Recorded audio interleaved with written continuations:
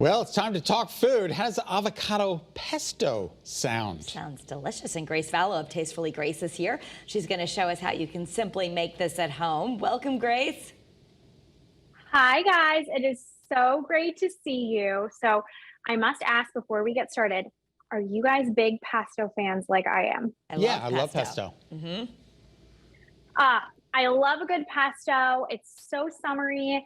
You can use it in so many different ways. Today, I'm going to show you, though, my favorite type of pesto, which is avocado pesto. It's not only delicious, but it's also so healthy. It's vegan, it's dairy-free, and you can use it in so many ways. I'm going to show you how to make this pesto and how to use it. So let's get started making this. It starts off with our avocados. Obviously, we're making avocado pesto. I just peeled my avocados. I have 2 avocados here, and I'm just going to pop them right into a food processor.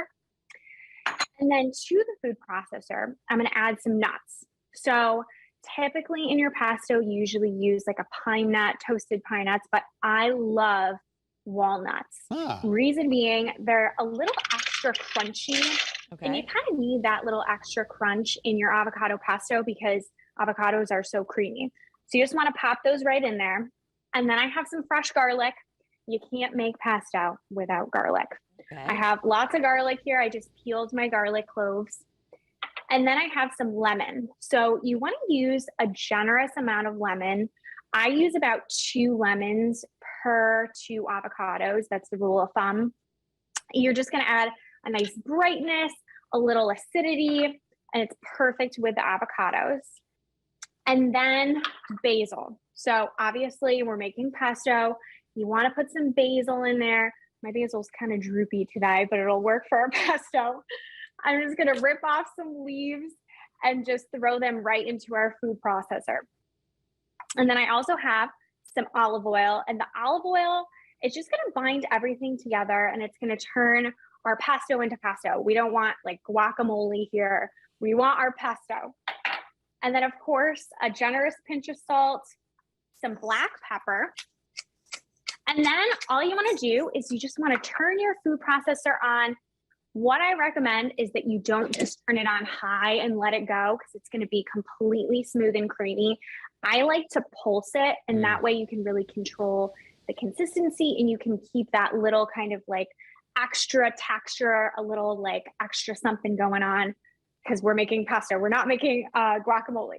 So once this comes out, look at how pretty this is. It's this beautiful bright green color, so summery.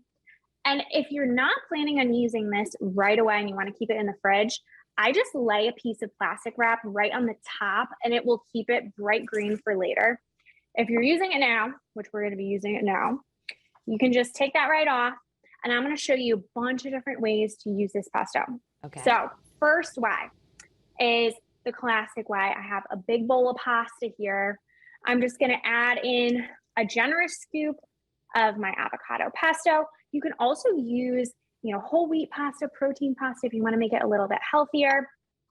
I have some kale here, a generous pinch of kale.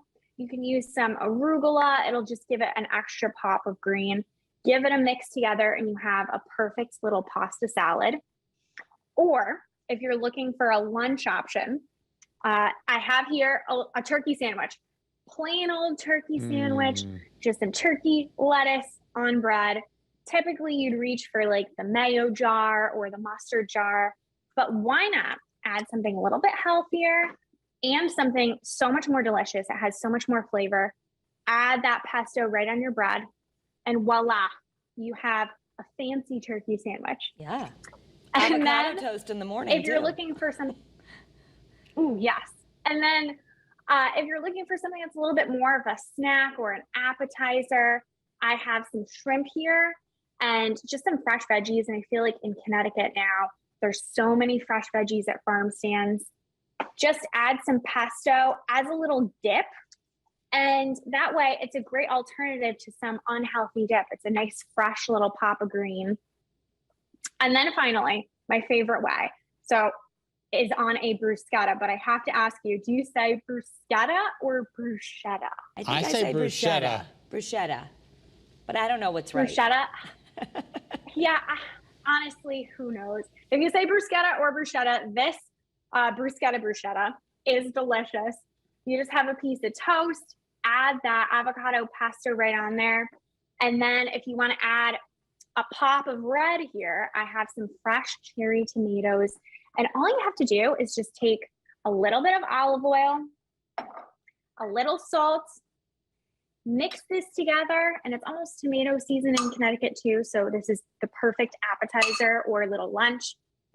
And you just spoon those beautiful cherry tomatoes right on top of your avocado pesto. Voila, add a little basil to that. I don't want to add my droopy basil because it's looking a little sad, but add some nice basil, and you have so many different ways of using this delicious avocado pesto. That is yummy. Grace, we wish you were here in person because it all looks yummy.